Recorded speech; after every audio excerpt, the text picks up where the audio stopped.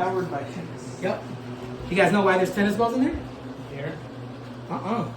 Tennis balls. Oh, they can't blow up. Prevent the dust to go in. There you go. So this engine has individual throttle bodies. If you look at it, and it just has trumpets, horns on it, and we put them on there to keep it blocked off. This engine that you're looking at is the engine that goes in that red Corvette that I showed you. This is the LS from that car.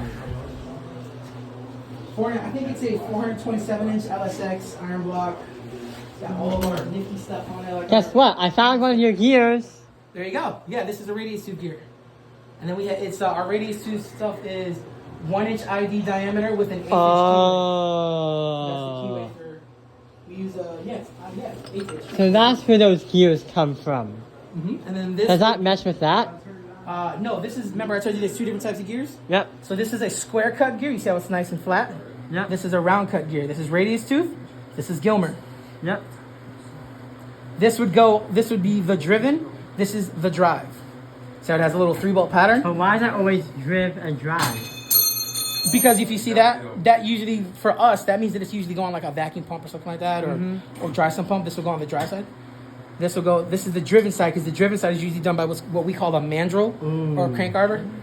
And the mandrels are going to have a 1-inch diameter shaft that matches this 1-inch key. And it's cool because you could just take that pulley and put it wherever you need it to go. You put spacers in behind it or in front of it, and then it's locked in. Yeah. And then it'll, like, whatever the crank turns, this turns, and then So this you turns. say this one's automatically driven? That one? I don't know. How does that work? You tell me.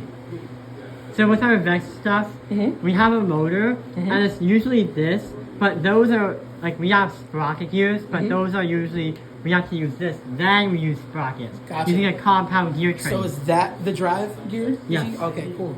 And you guys just use a square input? Yes. Okay. The squares are axles. Okay. Thanks. Yeah, no problem.